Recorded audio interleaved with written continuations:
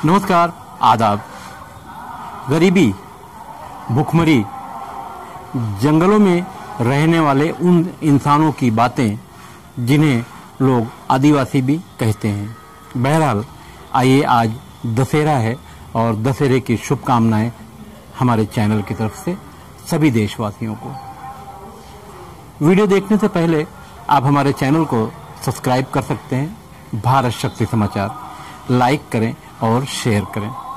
आइए बात करते हैं गरीबी की। गरीबी से तड़पते हमारे देश के इंसानों की। हमारे देश में गरीबों के लिए कानून अलग, अमीरों के लिए कानून अलग। अगर मिसाल लेनी हो तो यही देख सकते हैं कि एक कार चालक जिसमें मंत्री का बेटा मौजूद हो, वो कार किसानों के ऊपर चढ़ा दी जाए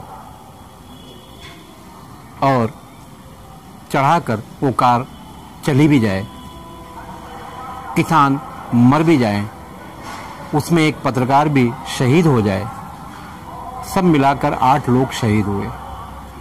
मगर उस आरोपी को, जो केंद्रीय गृह राज्य मंत्री का बेटा था, उसे पकड़ने की तो बात दूर की थी, उसके घर के बाहर सम्मन बड़े प्यार से चिपकाया जा रहा था कि आप फला दिन क्राइम ब्रांच में। ये हो गई अमीरी की बात। अब गरीबी की बात भी कर लेते हैं। हाथरस की घटना सबको पता है। 4 लोगों ने बलात्कार किया हाथरस की पीड़िता से और बाद में पुलिस ने अपनी ताकत पर उसके शव को रात में जलवा दिया। ये गरीबी की बात है। उससे थोड़ा और नीचे चलते हैं।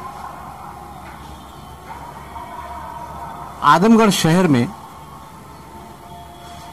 एक 8 वर्षीय लड़की का बलात्कार होता है और उसके परिवार के लोग निचले स्तर पर पुलिस से मदद मांगते मांगते जब ऊपर पहुंचते हैं, नीचे तो कोई मदद मिलती नहीं, जब ऊपर पहुंचते हैं तो वहां सुपरिंटेंडेंट ऑफ पुलिस उन्हें ही पकड़कर अपने कार्यालय में ले जाकर जांच करते हैं।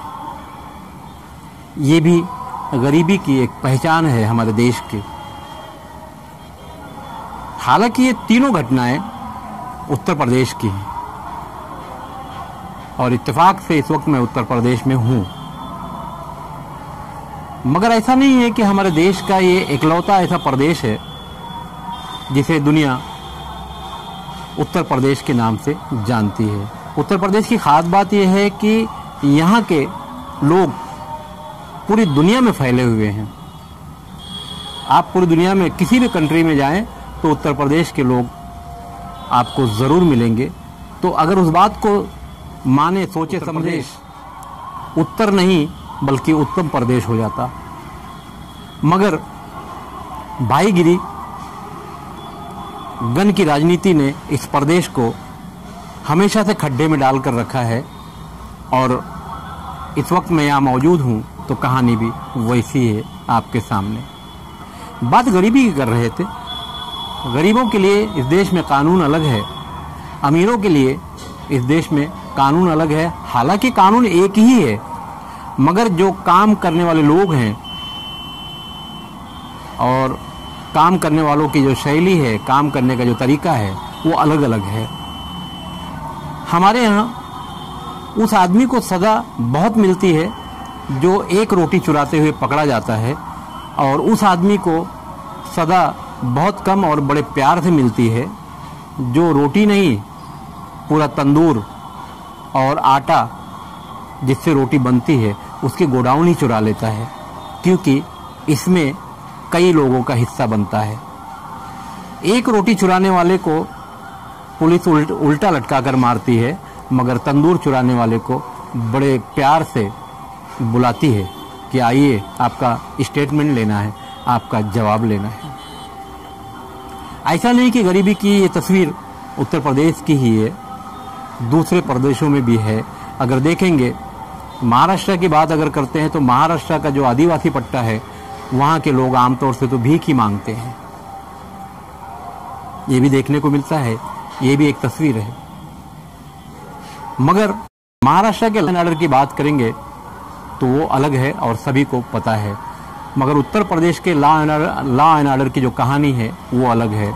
बहरहाल बात गरीबी की हो रही है, तो हमारे देश की जो गरीबी है उसे दूर करने के लिए सरकारें प्रयास करती हैं, मगर सरकारें खुद उसकी जिम्मेदार भी हैं।